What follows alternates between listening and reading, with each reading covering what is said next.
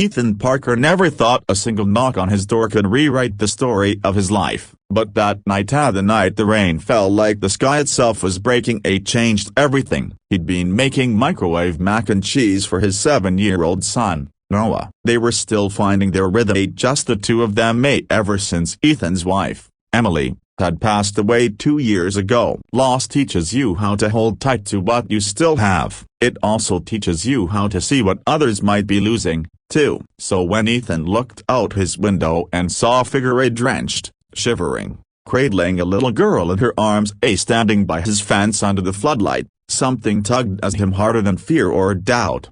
He didn't hesitate. He grabbed his old army green raincoat, slipped on his boots, and stepped outside. "Hey, you okay?"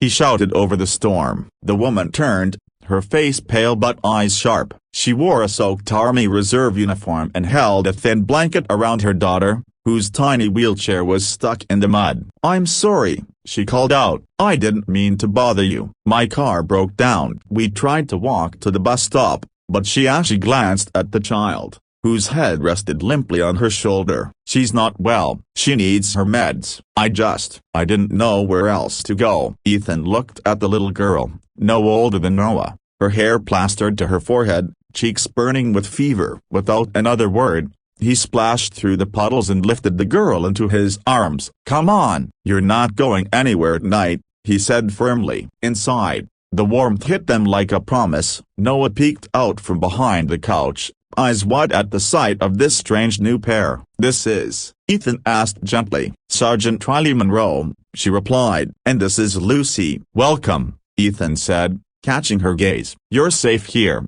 It wasn't easy explaining everything to Noah, but he seemed to understand more than he let on. He helped find dry blankets while Ethan made Lucy some soup and called the only open pharmacy in town. Through the long night, Ethan and Riley talked quietly over steaming mugs of tea. She told him about the struggle of coming home from deployment to a husband who couldn't handle a disabled child, who left when the tests came back confirming Lucy's muscular dystrophy. She spoke of nights spent in hospital waiting rooms, of cancelled shifts, of empty bank accounts and unanswered prayers. And Ethan told her about Emily, about the cancer that stole her smile, about the nights Noah would crawl into his bed and whisper, "Daddy, I miss Mommy," about how kindness sometimes felt like the only way to keep breathing. When the rain stopped just before dawn, they thought maybe the worst was behind them. But that's when the knock came, 3 sharp raps at the door that startled them both. Ethan opened it to find a man in uniform, not military, but law enforcement, standing on the porch. "Mr. Parker?"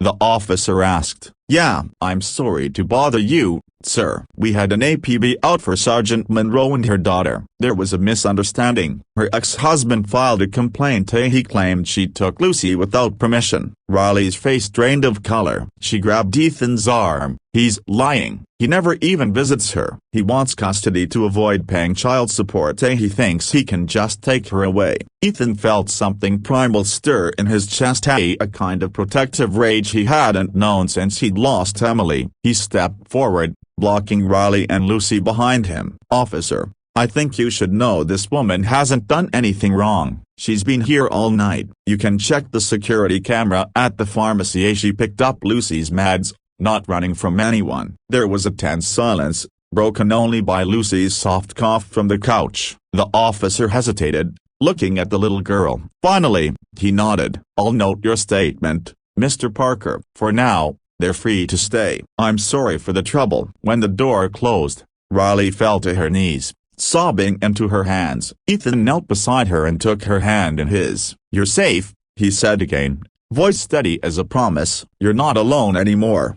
Months passed. The rains turned to spring sunshine. Riley found work at the local VFW, helping other veterans navigate the tangle of red tape. Lucy and Noah became inseparable. He pushed her wheelchair through the park trails, careful not to hit bumps. They laughed together in a way that made Ethan believe in miracles again. And for Ethan, he learned that sometimes family isn't just who you're born with, it's who you open your door to in the middle of a storm. It's the people who knock when you least expect it, who bring with them a chance to heal the parts of you thought were gone forever.